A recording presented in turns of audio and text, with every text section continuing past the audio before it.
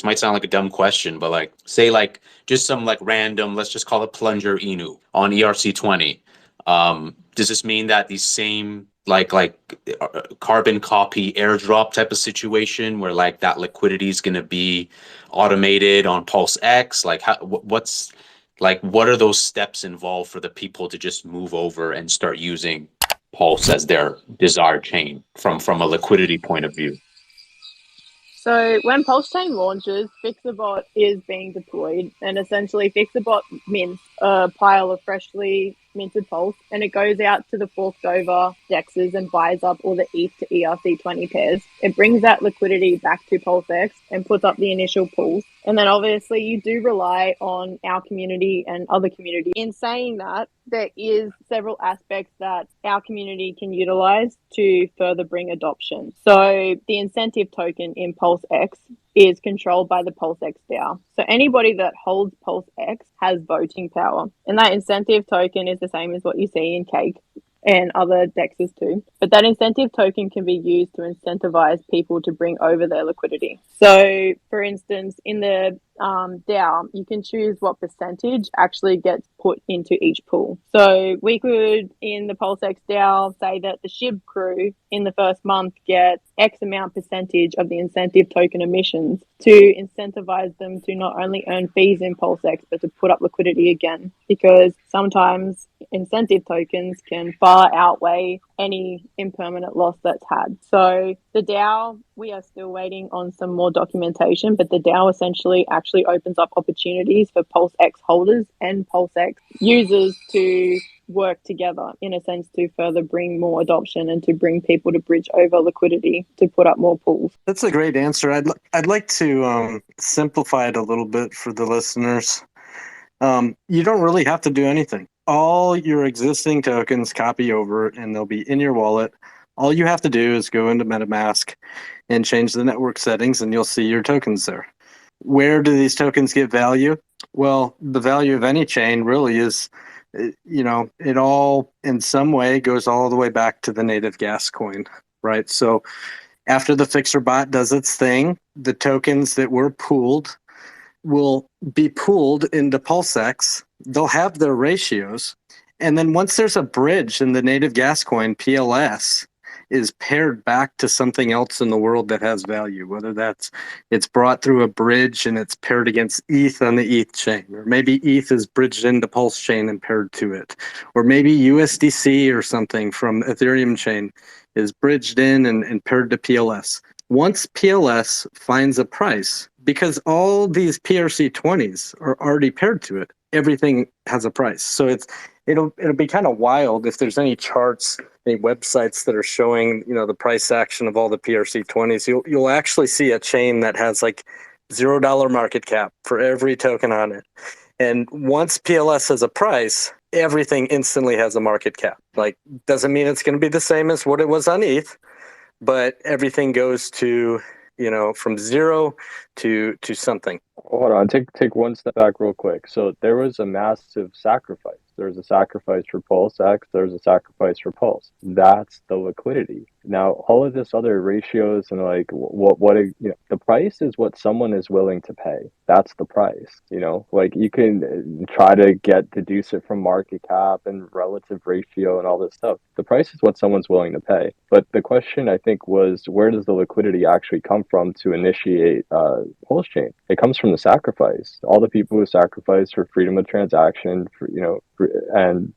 it's the biggest sack ever. And you got to remember, that sack was taken near the top of the market. So when all these other L1s come around and they got their little bit of VC funding or they got an idea, nobody's got a sack as big as this. Where exactly that's going to end up? Where do you position yourself to benefit the most? Well, the way you got to think about it is the fact that you're getting this huge airdrop. You have just decreased your risk in half. So, what coin gets it first, whether it's a meme coin, whether it's not, I could see a good incentive for some of these meme coins to come over to Pulse Chain and have it, initially you're not going to have nearly the volatility presented from margin trading, right? Because once that chain is instantiated, you no longer are sort of victim or subject of Bybit and fucking Binance and all this other garbage, right? So, but to answer your question, it comes from the sacrifice.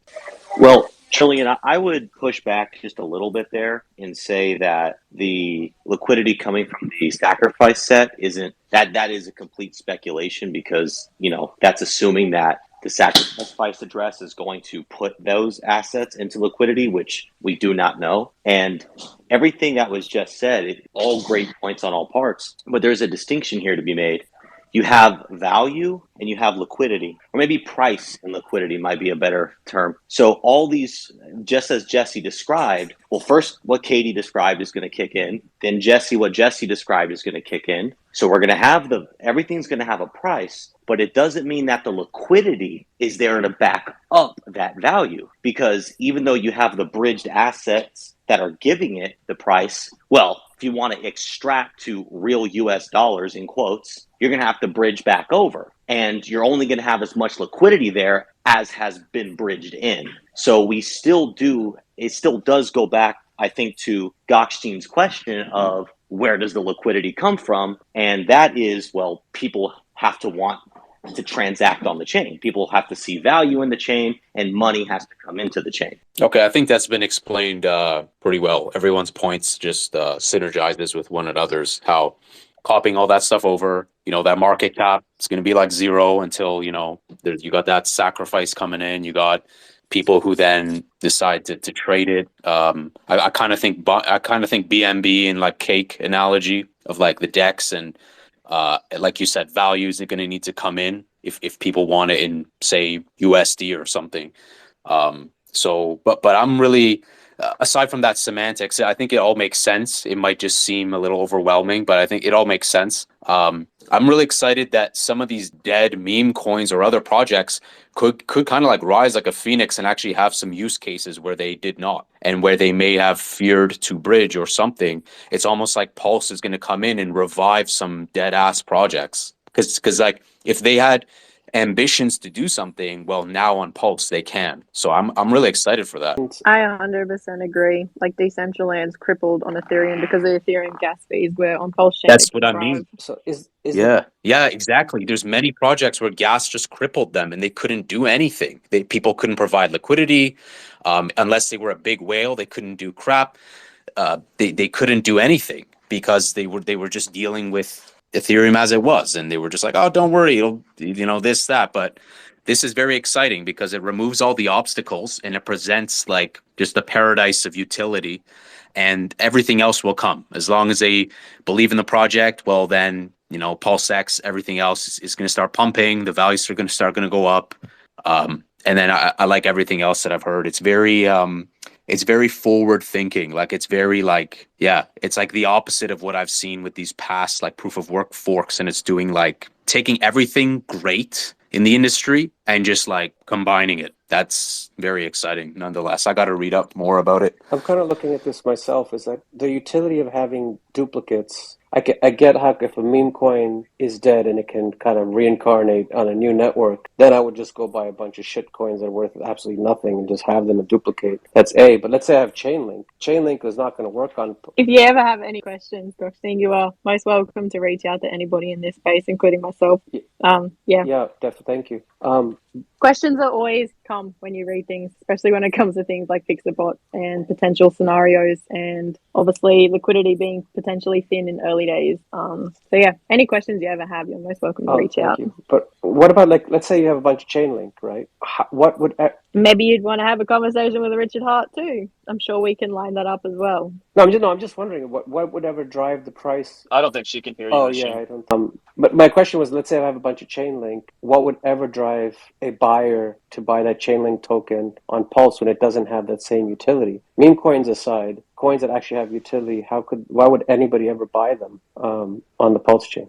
Because you can't just all of a sudden, like Hex, he's going to copy the actual system from Ethereum and create a Hex for Pulse. So that I get, right? Or is it a way to get those wallet holders, or is it a way to get those other tokens to actually put their systems onto the Pulse blockchain? Is that really the play, to invite them to come because they have wallet holders already on there? A lot of the things that copy over, especially the things that have ecosystems and nodes and oracles and all sorts of things that go along with them, they won't function any longer on the Pulse chain, Right. right? They become completely speculative.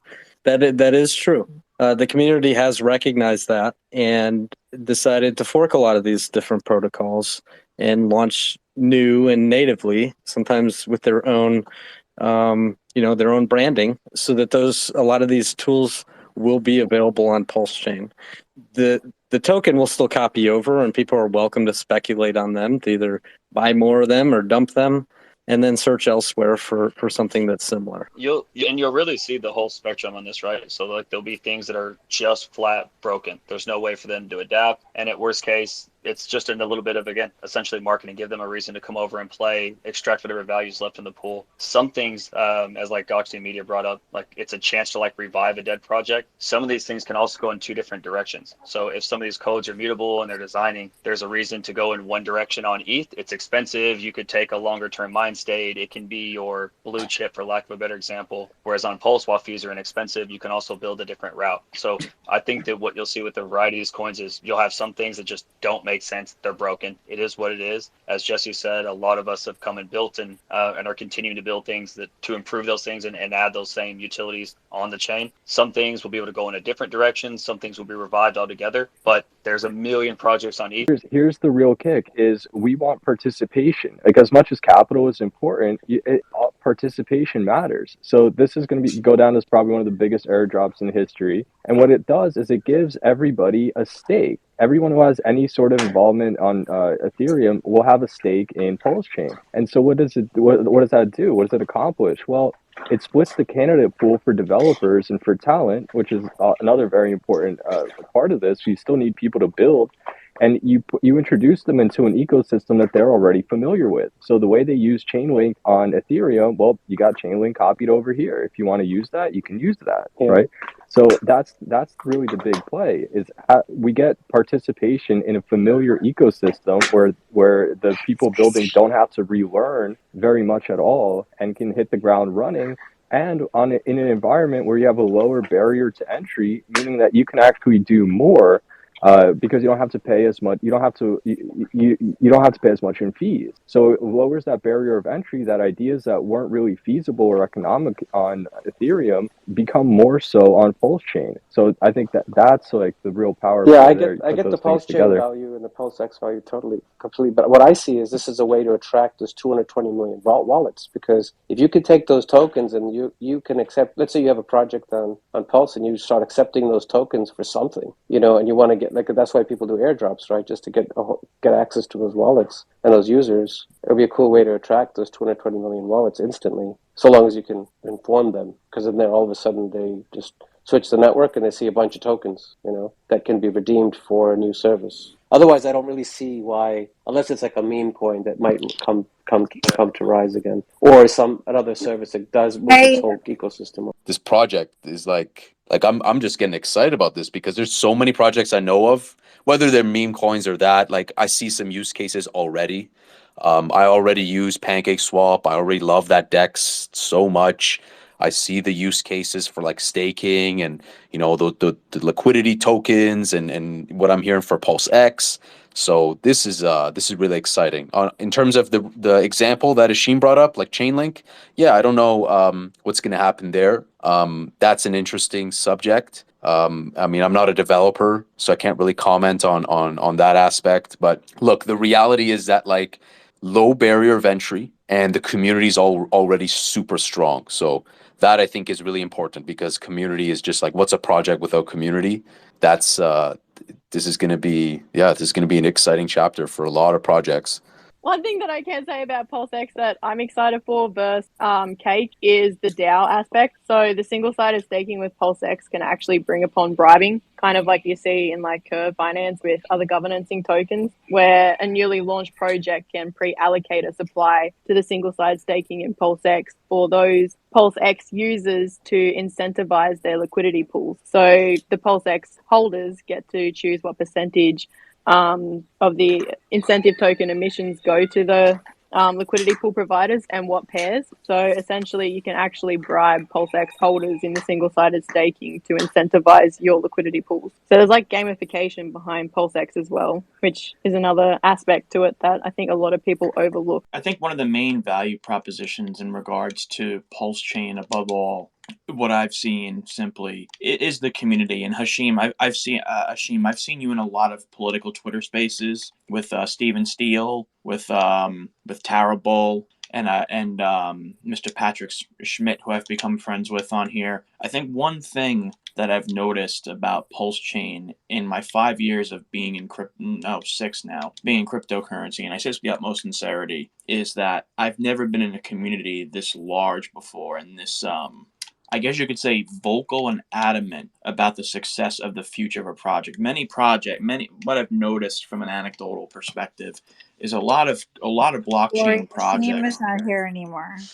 He's right here. I don't see him. I see him. He's right next to KG for me. Maybe he left, I guess. Oh, he's listener, Ashim, if you're referring to Ashim. Okay, so Yeah. if he's listening, okay, still, that's Here he still, goes. that's He's coming fine. back. I'm sorry, Corey. I just want to make sure you weren't. No, it's okay. Okay. No, it's all right. So I find massive value proposition in a community that doesn't give up in a bear market. A lot of communities, the reason why they die and the hype dies behind the project is because the community dies. And in this protocol, being involved in so many different projects and working in this space, I mean, like I said before, I've worked with Gokhshtein Media. I've worked with protocols like Icon. I've worked with protocols like Sharder. I've worked with Argo, Catena. I've been in numerous different blockchain companies before and communities, and I've never seen a community as large, vocal, and willing to build on this chain in the history of my cryptocurrency career, going back to 2017. It's a very and that's what makes me most excited about Pulse Chain. Quite frankly, I don't even care about I mean, not that I don't care, but the is very secondary to me. If you don't have a community, you don't have a company. If you don't have a user base, doesn't matter how revolutionary your product is. It's just a fact. But there's a user base here. And the fact that many of these projects, like, for example, Power City, Liquid Loans, Internet Money, Pulseverse, Mintra, so many others that I just can't, Win-Win, BNB Pot, whatever, all of these projects, they're willing to wait for Pulse Chain's launch. And have they launched on other platforms right now? Yeah, but they haven't forgot about the importance of launching on where their community hails from, and that means a lot of, and that takes massive value when you don't forget about the community. The community function itself is the value proposition for me, excluding the technology. I mean, there's so much technological innovation in cryptocurrency. The value proposition for me is what community stays alive through cycles. Yeah, community, it sounds cliche. People underestimate it, but look, enthusiasm, charisma is like, that's something that's just so important. And look at all the coins that have just died, not coins, but like the tokens that have died because there's no community. And if there's no community, it's like the pulse of the project. So like, right. So exactly. Yeah, it is literally. So yeah, this is exciting because like you said, bear market, if the project is still there, if they have, I always heard about Pulse, but I didn't know that it had such a big, like, vast endeavor, something like this. So this is really exciting, and I'm definitely going to look more into this. It's I never thought it was like, I just thought, oh, it's just some secondary token kind of thing. You know, I didn't know this was the scope of the project.